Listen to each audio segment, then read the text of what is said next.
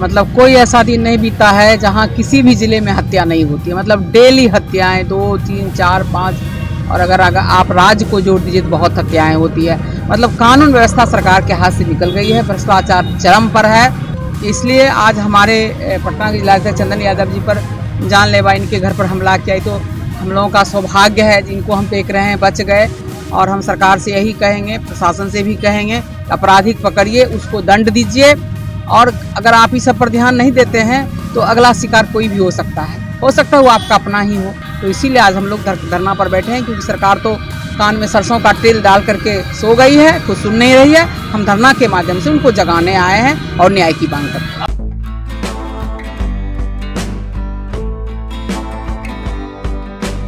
नमस्कार, मैं हूं अनूप नारायण सिंह और आप देख रहे हैं बिहारी खबर के डिजिटल प्लेटफॉर्म को। बिहार में कानून व्यवस्था की स्थिति कितनी बदतर हुई है, इसका जीता जागता नमूना है कि लोजपा रामविलास के पटना जिलाध्यक्ष चंदन यादव के घर पर दिन दहाड़े हमला होता है और हमला होने के 3-4 दिनों के बाद तक ना अपराधी पकड़े जाते हैं और ना सुरक्षा मिल पाता है। लगातार चिराग पासवान कह रहे हैं कि बिहार में कानून व्यवस्था की स्थिति काफी बदतर हो गई है। हमारे साथ लोजपा रामविलास की नेत्री हैं रेणु कुशवाहा जी, जो बिहार सरकार में मंत्री भी रही हैं। आइए इन्हीं से जानते हैं कि कानून व्यवस्था की स्थिति को लेकर कितनी चिंतित हैं और बिहार की जनता क्यों इस सरकार पर विश्वास करे। मैडम, कितनी बदहाल स्थिति है? बहुत बदहाल स्थिति है। मतलब कोई ऐसा दिन नहीं बीता है जहां किसी भी ज़िले में हत्या नहीं होती है। मतलब डेली हत्याएं 2, 3, 4, 5 और अगर आप राज्य को जोड़ दीजिए तो बहुत हत्याएं होती है। मतलब कानून व्यवस्था सरकार के हाथ से निकल गई है, भ्रष्टाचार चरम पर है और प्रशासन भी खत्म हो गया है, लुंज पुंज हो गया है। तो इसलिए आज हमारे पटना के जिलाध्यक्ष चंदन यादव जी पर जानलेवा इनके घर पर हमला किया, तो हम लोगों का सौभाग्य है जिनको हम देख रहे हैं बच गए। और हम सरकार से यही कहेंगे, प्रशासन से भी कहेंगे, अपराधी पकड़िए, उसको दंड दीजिए। और अगर आप इस सब पर ध्यान नहीं देते हैं तो अगला शिकार कोई भी हो सकता है वो आपका अपना ही हो। आज मेरा अपना है, कल आपका, क्योंकि कोई नहीं जानता है जो अपराधी होता है वो सिर्फ अपराधी होता है। तो इसीलिए आज हम लोग धरना पर बैठे हैं, क्योंकि सरकार तो कान में सरसों का तेल डाल करके सो गई है, कुछ सुन नहीं रही है। हम धरना के माध्यम से उनको जगाने आए हैं और न्याय की मांग करते हैं। आप नीतीश कुमार की प्रथम मंत्रिमंडल की सदस्य रही हैं, लंबा संघर्ष आपने किया है। आपने देखा है कि बिहार की जनता ने कैसे जंगल राज के खिलाफ में सुशासन के लिए जनादेश दिया था। क्या लगता है कि क्या कुछ हो गया है बिहार में, जनता का जनादेश कहाँ चला गया? देखिए, आज कहते हुए मुझे बहुत दुख हो रहा है कि जब 1994 में मात्र 800 करोड़ के लिए लालू जी को गद्दी से हटाने के लिए, जो तत्कालीन मुख्यमंत्री लालू जी थे, उनको हटाने के लिए नीतीश जी ने आह्वान किया था। और हमारे जैसे हजारों लोग जो कि उस समय 94 में स्कूल कॉलेज से निकल करके उनके साथ हो लिए थे, क्योंकि उन्होंने कहा था कि भ्रष्टाचार मिटाएंगे, नया बिहार बनाएंगे।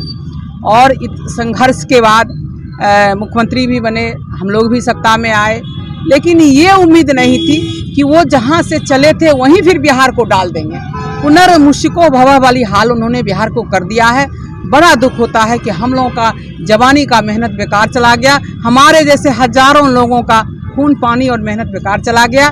माननीय मुख्यमंत्री जी ने जो किए हैं अच्छा नहीं किए हैं, बिहार की जनता उनको माफ नहीं करेगी। रेणु जी, एक बड़ा सवाल है कि जंगल राज है, सुशासन है या जनता का राज है, जो लगातार मुख्यमंत्री कर रहे हैं। आपको क्या लगता है? केवल चंदन यादव की बात छोड़ दे, पूरे बिहार की बात करें। आपके नेता जा रहे हैं, कल आरा गए थे, परसों नालंदा गए थे, और जिस तरह से लोगों की हत्याएं हो रही हैं, इस सरकार में हो क्या रहा है, इसको किस रूप में आप लेती हैं? देखिए, सरकार का इकबाल खत्म हो गया है, शासन प्रशासन बेबस है, उसका नियंत्रण खत्म हो गया है, किसी चीज़ पर नियंत्रण नहीं है। मैं कह रही हूँ कि ना इसको आप सुशासन का राज कहते हैं, तो जंगल राज से भी इतना, मतलब जंगल में भी एक कानून होता है, जंगल का एक कानून होता है, लेकिन यहाँ कोई कानून नहीं है। बदतर कानून व्यवस्था है, कौन कब चला जाएगा।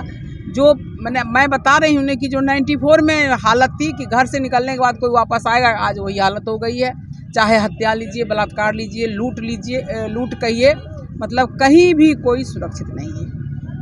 एक बड़ा सवाल है कि अभी कुडनी में उपचुनाव हो रहा है, आपकी पार्टी ने वहां पर भाजपा का समर्थन किया है। मोकामा और गोपालगंज में लोगों ने देखा कि चिराग फैक्टर चला, कितने उत्साहित हैं आप लोग इसको लेकर? देखिए, जनता विकल्प चाहती है और विकल्प के रूप में हमारे राष्ट्रीय अध्यक्ष चिराग पासवान जी संघर्ष कर रहे हैं। वो भी चाहते तो सत्ता के लिए वो भी सरेंडर कर सकते थे, वर्तमान सरकार के सामने, लेकिन उन्होंने सरेंडर नहीं किया। उन्होंने एक रास्ता अपनाया है, एक रास्ता दिखाया है। बिहार के जनता में एक उम्मीद है, एक हर्ष है, क्योंकि एक वो चिराग जी के रूप में वो एक देख रहा है कि हमारे बिहार का उद्धारक है। और हमको पूरा विश्वास है कि जनता भी, हमारे नेता तो मेहनत कर ही रहे हैं, हर जगह जा रहे हैं, बिहार में वो रह रहे हैं। और बिहारी तो हृदय है, बिहारी आत्मा है, बिहार के लोगों के लिए दुख है। और हमको पूरा विश्वास है कि चिराग जी को लोग महत्व देंगे, उनको समर्थन देंगे और हम लोग इस सरकार को, वर्तमान सरकार को बदलेंगे। बिहार की राजनीति में लंबी पारी आपने देखी है, संघर्ष किया है, मंत्री रही हैं और उसके बाद फिर संघर्ष का रास्ता अख्तियार किया है। आपको लगता है कि जिस तरह की बिहार की जनता सोच रही है कि चिराग पासवान में सीएम मटेरियल है, एक राजनीतिक कार्यकर्ता होने के नाते आपको लगता है कि चिराग पासवान में संभावना है?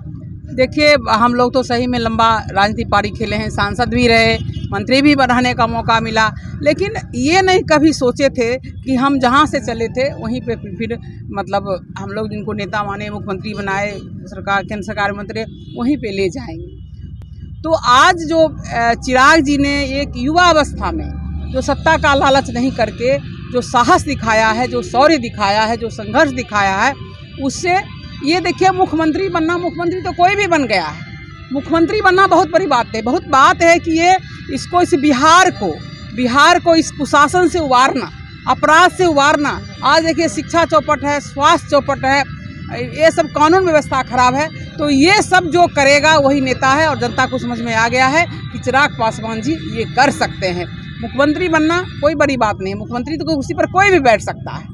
यही नीतीश जी कहते थे ना कि जिस कुर्सी पर राबड़ी देवी जैसे लोग बैठी, उस पर क्या बैठना। लेकिन आपने बैठा, लेकिन बिहार को राबड़ी देवी जहां ले गई थी उससे भी नीचे आपने गिरा करके छोड़ दिया है। तो इसीलिए हमारे नेता के लिए कुर्सी महत्व नहीं है। हमारा नेता है, वो बिहार का उद्धार करना चाहता है, चाहे वो जिस रूप में करे, लेकिन करेंगे, उद्धारक बनेंगे वो बिहार का।